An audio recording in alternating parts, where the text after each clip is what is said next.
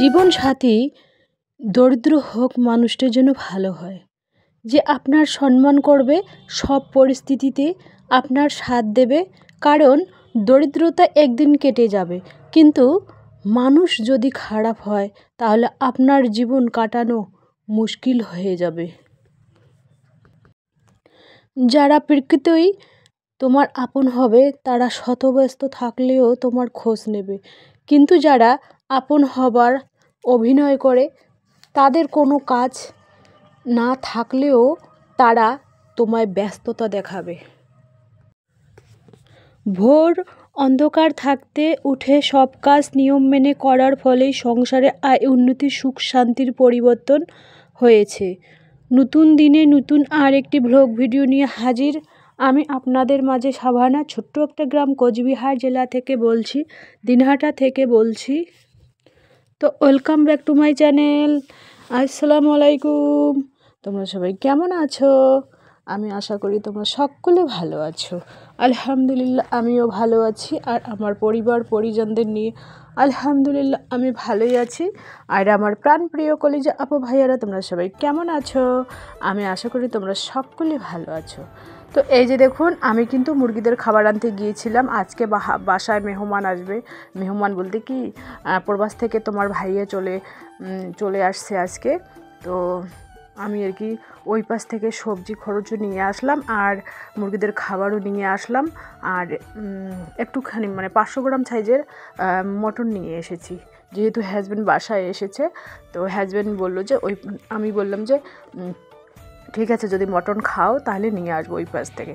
তারপরে ফোনপে মেরে দিয়েছে, আমি ওখান থেকে আর কি খরচ করে নিয়ে এসেছি। আর একটু দূরে গেলে তো জানো 2 টাকায় হলেও কম পাওয়া যায়, সেই জন্য আর কি আমার ওই পাশ দিয়ে 2-3টা কাজ হয়ে যায়। 1 নম্বর তো ব্যাগ দেওয়া হয়ে যায়, 2 নম্বর খরচ করা হয়ে যায়, 3 নম্বর মনে করো একটু ঘোরাঘুরিও হয়। আমি এই রকম করেই আর কি চালিয়ে যাই। তো এই যে দেখুন, মা শাক দিয়েছে, আর এই যে মটন 500 গ্রাম সাইজের, বেশি আনিনি যে যা দাম। তো এখানে আছে সাতমিশালি শাক আছে, ওইগুলো আমি 2-3 দিন একেবারে পন্নিতে ভরে বেঁধে রেখে দেবো, একটু একটু করে আর কি রান্না করে খাবো। এই দেখুন, এখানে আমি আলু নিয়েছি, আলু দিয়ে মটন করব, আর একটু শাক করব, আর কিচ্ছু করব না, আর ভাতই করব। তো আমরা তো গ্রাম অঞ্চলের সাধারণ ঘরে, তাই না? তো আমাদের একটু বুদ্ধি খাটিয়ে এই চলতে হয়। 3-4টে 4-5টা সবজি রান্না করার যেহেতু যদি মাছ মাংস মটন থাকে না, ছেলেমেয়েরাও অন্যান্য সবজি নিতেই চায় না, ছেলে তো শাক খেতেই চায় না। তো সেই জন্য আজকে একেবারে ভোর অন্ধকার থাকতে উঠে সব কাজ নিয়ম মেনে করার ফলেই সংসারে আয় উন্নতি, সুখ শান্তির পরিবর্তন হয়েছে। দেখুন, একটু যদি অন্ধকার থাকে, ভোর থাকে, যদি সকালবেলায় উঠে দাঁত ব্রাশ করে ফ্রেশ ট্রেশ হয়ে সংসারের আর কি যাবতীয় কাজ সেরে নেওয়া যায় না, তারপরে রান্নাঘরে রান্না করতে যাওয়া যায়, তাহলে কি জানো, নিজেকে ফ্রেশ মনে হয়, আর সারাদিনে কিছুটা সময় হলেও নিজের জন্যে বের করানো যায়। আর যদি 9টায় 8টায় ঘুম থেকে উঠি না, তো তখন তো রান্না করতে খেতে একেবারে 1-2 বেজে যাবে। আর তোমরা তো জানো আমি ইন্ডাকশানে রান্না করি, ইন্ডাকশানে কিন্তু খুব ধীর গতিতে হয় রান্না। তো এই যে দেখতে পাচ্ছেন আমি আর কি কী রান্না করেছি, ওই 2টাই পদকারি খালি রান্না করেছি। এখানে বড় বড় সাইজের আলু কেটে নিয়েছি, যেহেতু ছেলে মেয়ে আলু খুব পছন্দ করে, মটনের মধ্যে হোক আর মাছের মধ্যে হোক আলু বড় সাইজের দিতে হবে। আর এই দেখুন, ছেলেও এখানে খেতে বসেছে, তো এক ঝলক আর কি ছেলেকে তুলে নিলাম। জানাই তো তোমার ভাইয়ে একজন বাড়তি লোক যদি বাসায় থাকে তাহলে একটু বাড়তি কাজও থাকে, তাই না? ওনার কাপড় চোপড় ধোয়া, বা আমরা যদি একটা সবজি খেতাম, 2টো খেতাম, ওনার জন্য আর একটা এক্সট্রাভাবে করা, বাড়তি মানুষের জন্য বাড়তি কিছু রান্না করা, স্পেশালভাবে কিছু রান্না করা, তো নিজেকেও ভালো লাগে খেতে, তাই না? তো অনেকদিন পর আর কি মটন আজকে খাবো আর কি। তো গুড ইভিনিং, এখন হচ্ছে সন্ধ্যা 6:30। তো এই দেখুন, আমি এখানে চা নিয়ে বসেছি, আর আজকে না ঘর গোছানো টোছানো ওইগুলো সকালে করতে পারিনি। তো সারাদিনে আর কি ছোটো দিনের বেলা, যেহেতু এটা ওটা করতেই দিন শেষ হয়ে যায়। তো এই যে দেখুন, আমি কিন্তু আমার বরের ব্যাগটা একটু খোলাখুলি করতেছি, দেখা যাক কোনো কিছু পাওয়া যায় নাকি, খাওয়া জিনিস টিনিস। নেই, ওইগুলো খাতা কিচ্ছু নেই। তো আমার হাজব্যান্ড আবার কোথাও গেলে না বাড়িতে খাওয়া জিনিস কোনো দিনও আনে না, যদিও আমি বলি তবুও আনে না, কারণ ওনার নাকি খেয়াল থাকে না। আমি দেখি তো আমার মানে বাপের বাড়ির শ্বশুর বাড়ির কেউ যদি দূরদেশে থাকে 2 মাস 3 মাস পর কিছু না কিছু খাওয়ার জিনিস নিয়ে আসে, তো আমার হাজব্যান্ডের আর কি ওই অভ্যাসটা নেই। তো যাই হোক, সবার অভ্যাস সবসময় মানে সমান থাকে না, তাই না, যার যেটা অভ্যাস আর কি। তো ছেলে আজকে নিজের অবস্থায় আর কি ফেস দেখাচ্ছে, কারণ ও ছেলে মেয়ে না যদি একটু সাজুগুজু করে তাহলে ওদের তুললে ওদের ভালো লাগে, আর যদি সাজুগুজু না থাকে এমনি সেমনি যদি ভাত খেতে তুলি বা এমনিভাবে তুলি তাহলে কিন্তু ওরা রাগ হয়। ছেলে ডিসকাস করতেছে আমার সাথে, যে কোনো একটা বিষয় নিয়ে আর কি আলোচনা করতেছে। তো চা খেতে খেতে আর কি ওর সাথে আর কি গল্পগুজব করতেছি, আর আওয়াজটা আমি মিউট করে দিয়েছি। আর একটা কথা, আমি কিন্তু একেবারে গ্রামের খাঁটি সংসারী বউ, আমি কিন্তু খুব বড় লোকের মেয়েও না আর বড় লোকের বউও না, আমি কিন্তু সেই মধ্যবিত্ত ঘরের। তো সংসারের কাজ এভাবেই মেনটেন করে চলতে হবে, আর আয় বুঝে ব্যয় এভাবেই করতে হবে। তো 2-3টে কাপড় চোপড় আছে, গুছিয়ে নিচ্ছি। তো আর সন্ধ্যার সময় তো আসবে, মেহমান আসবে, আজকে মেয়ের বান্ধবী আসবে, আবার মানে 2-3টা বান্ধবী আসবে। তো সন্ধ্যার সময় চা হয়ে যাবে। মেয়ে বলেছে আমার বান্ধবী আসলে কিন্তু ক্যামেরা করবো না, ওই জন্য আমি করি না। আমি কিন্তু কোনো আত্মীয় স্বজনকে দেখাই না তোমাদের সামনে, আর কোনো আত্মীয়র বাড়িতে গেলে আমি কিন্তু মানে ভিডিও করি না, কারণ আগের চ্যানেলটাতে না অনেক নিয়ারেস্টের লোককে দেখিয়েছিলাম, অনেক কথা শুনিয়েছিলাম, সেই জন্য এই চ্যানেলটাতে আমি আমার ওই লাইফস্টাইলে একটু তোমাদের কাছে শেয়ার করি। আমি জানি না তোমাদের কীরকম লাগে আমার লাইফস্টাইল, আর যারা তোমরা পুরানো ফ্রেন্ড আছো তারা আমাকে ভালোবাসা দিয়েই যাও, আর যারা নতুন ফ্রেন্ড তারা ভালোবাসা দেওয়ার চেষ্টা করো, আমিও তোমাদের ভালোবাসা দেওয়ার চেষ্টা করব। আর বড়দের চরণে প্রণাম, আর ছোটদের ভালোবাসা দিলাম। তো দেখুন এবার আমি বিছানাটা একটু গুছিয়ে নেব, কারণ যদি বিছানায় হাজব্যান্ড অনেকক্ষণ থাকে না, সকালবেলা উঠে বসে ফোন করে বিছানার মধ্যে, ওই জন্য সাত সকালে বিছানাটা তোলা হয় না, কারণ জানোই তো ঠান্ডা দিন, যদি ফোন করে বসে তাহলে পাটা কম্বল দিয়ে ঢুকে তারপরে বসে গল্প করে, সেই জন্য আর কি ভাবলাম যে না, বিকেল অবধি তো মানে দুপুরে ভাত খাওয়ার পর তো ঘুমিয়েছিল, তো ভাবলাম যে না, সন্ধ্যার দিকেই তোমাদের কাছে এই কাজগুলো শেয়ার করি।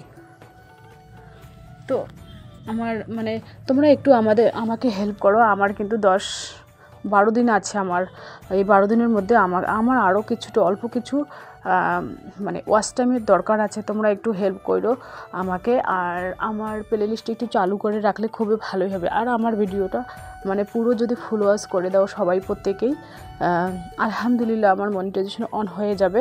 আর তোমাদের উপরে ডিপেন্ড করতেছে আর কি, আমি আর কি আপ্রাণ চেষ্টা করতেছি। তো এই আমি যে লাইভ করতেছি এখন, মানে যদি এই লাইভটা আমি 1 মাস আরও আগে করতাম না, তাহলে কিন্তু আমার অনেক আগেই আর কি মনিটাইজেশন অন হয়ে যেত। তো যাই হোক, যতটুকুই পারি ততটুকুই তোমাদের কাছে শেয়ার করার চেষ্টা করি, যেহেতু আমরা ছোট ছোট ইউটিউবার, তাই না, তো আমাদের সবাইকে হেল্পের দরকার, আমরা তো বড় ইউটিউবার না। আর একটা জিনিস, সংসার জীবন তো প্রতিনিয়ত প্রত্যেক দিনই ওই একই কাজ আমাদের করতে হয় গৃহবধূদের, মানে ঝড় ঝাপটা, ঠান্ডা শীত গরম, ওই কাজই করতে হয়, যেহেতু এটা আমাদের চাকরি দিয়েছে আমাদের আল্লাহ। তো সেই সংসার জীবন থেকে নিস্তার নেই, আমি আবার আমার কোনো রোগ কোনো কিছু হোক না কেন, আমি কাজ করতে থাকবো, একটু খেতেই থাকবো, বাস। আমার আবার শুয়ে বসে থাকার 1 ঘন্টা 2 ঘন্টা করে ভালোই লাগে না। তো মানে আমরা কিন্তু মধ্যবিত্ত পরিবারে না এভাবেই হিসেব করে চলি, আর বুদ্ধি করে সময়ের মধ্যে সব কাজ শেষ করতে পারি। আর মধ্যবিত্তের এইভাবে স্বপ্ন পূরণ করতে হয়, মানে স্বপ্ন বলতে কি, মধ্যবিত্তের অনেক স্বপ্ন থাকে, কিন্তু সেই স্বপ্নগুলো না কাউকে বলানো যায় না, কারণ সেই স্বপ্ন কারো জীবনে পূরণ হয়, কারো হয় না, কারণ মধ্যবিত্ত বলে কথা। যদি তুমি চেষ্টা করো, কষ্ট করো, যে কোনো কাজের প্রতি ভালোবাসা, যে কাজটা তুমি করতেছো সেই কাজটাতে যদি তুমি নিখুঁতভাবে পরিপাটিভাবে করো, তাহলে কিছুটা আশা করা যায়। আর তুমি যদি হাত গুটিয়ে বসে শুয়ে থাকো, তাহলে কি কোনো কাজেই সফলতা আসবে? আদৌ না, আসবে না।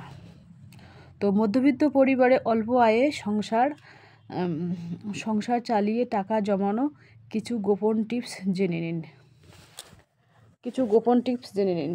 মানে মধ্যবিত্ত পরিবারে অল্প আয়ে সংসার চালিয়ে টাকা জমানোর কিছু গোপন টিপস জেনে নিন। গোপন টিপস কি জানো, তোমাদের আমি শেয়ার করতেছি কি গোপন টিপস।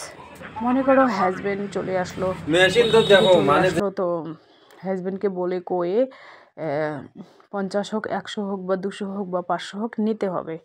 হ্যাঁ, কিন্তু যদি হাজবেন্ড রাজি না হয় তাহলে কিভাবে নেবেন সেটা তোমাদের টেকনিকটা আমি টিপসটা বলে দিচ্ছি, তো তোমরাও ফলো করতে পারো না। যার হাজবেন্ড না মনে করো 5,000 10,000 রাখে টাকা, তো মনে করো হাতে তুলে দেয় টাকাগুলো সংসার খরচের জন্য, তাই না? তো তুমি বলবে যে না, দ্রব্যমূল্যের যা দাম বেড়েছে তার থেকে 500 হোক 1000 টাকা হোক আমাকে মাসে একটু বাড়িয়ে দিও অ্যামাউন্টটা। তো ভালো হাজবেন্ড হলে কিন্তু দিয়ে দেবে। আর যদি মনের মতো না হয় তাহলে তো ওটাই দেওয়া মুশকিল হয়ে যাবে। এটা একটা গোপন টিপস তোমাদের কাছে শেয়ার করলাম। আর প্রত্যেকের হাজবেন্ড কিন্তু খরচ করতে যায়। আর একটা গোপন টিপস তোমাদের বলছি, শেয়ার করতেছি। মনে করো তোমাদের প্রত্যেকের হাজবেন্ড কিন্তু সন্ধ্যার সময় যারা বাসায় থাকে খরচ করতে যায়, তো ফেরার পথে 200 100 20 টাকা 25 টাকা থাকে কিন্তু। তো হাজব্যান্ডকে বলে কয়ে 20 টাকা হোক, প্রত্যেক দিনই 20 টাকা করে যদি নাও তাহলে মাসে 600 টাকা হচ্ছে। আর যদি প্রত্যেক দিনে 10 টাকা করে নাও তাহলে মাসে হচ্ছে 300 টাকা। আর যদি 30 টাকা করে নাও প্রত্যেক দিনে তাহলে মাসে হচ্ছে 90 টাকা, না সরি 900 টাকা। তো অতগুলো তো আর কি দেবে না হাজব্যান্ড, ওই 10 টাকা দিলে ফাটাফাটি, 10 টাকা আর 20 টাকা ওইটার মধ্যেই খুশি থাকতে হবে আর কি। তো চলো আজকের ব্লগ এ পর্যন্তই। টাটা, আল্লাহ হাফেজ।